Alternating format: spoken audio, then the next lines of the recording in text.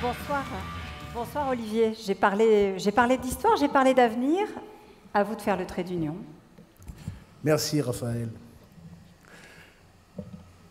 Chers amis de l'UPE, nous sommes réunis ce soir autour du président Corsia pour parler du présent, mais aussi autour de Dominique Carlac et de Patrick Martin pour parler d'avenir, celui de nos entreprises, de nos collaborateurs, de notre pays. Le MEDEF a 25 ans, l'âge de toutes les audaces, de toutes les envies, de tous les défis. De l'audace, nous ne l'avons pas manqué en 1998 avec Ernest-Antoine Seillière pour scander « En avant l'entreprise », partir à l'assaut du défaitisme, structurer le mouvement et créer la REF. Ce fut un MEDEF de conquête.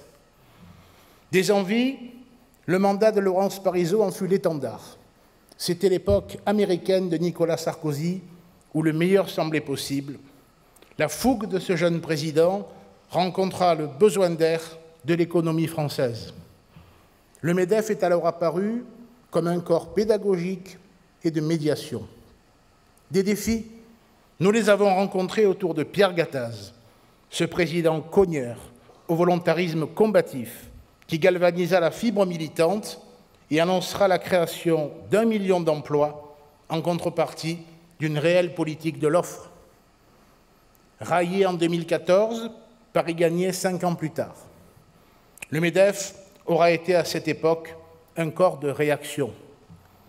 En 2018, un judoka succède au boxeur.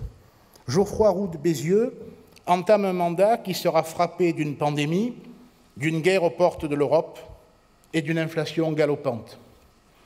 Il instaurera une véritable diplomatie économique afin de transformer les oppositions en propositions et gagner la bataille des idées. Il nous laisse un MEDEF d'ouverture, accompagnant l'époque avec sens et responsabilité. La rétrospective est belle, la prospective doit l'être davantage.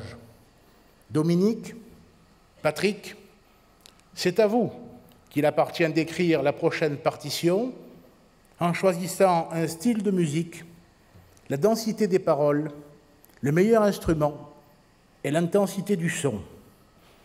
Vous devrez conjuguer audace, envie, défi et diplomatie en y ajoutant vos talents. Car ce mandat ne ressemblera à aucun autre, en cela qu'il accompagnera l'élection présidentielle à venir, dont les observateurs s'accordent à penser qu'elle sera une des plus dangereuses pour la démocratie libérale qui organise à ce jour notre modèle de société. La France offre cette particularité inquiétante. Non seulement l'extrémisme y est politiquement surreprésenté, mais celui-ci s'accompagne d'un radicalisme économique. Il y a toujours des raisons d'être insatisfait par la politique économique de la France. Mais il y en a d'excellentes, d'être effrayé par les offres alternatives.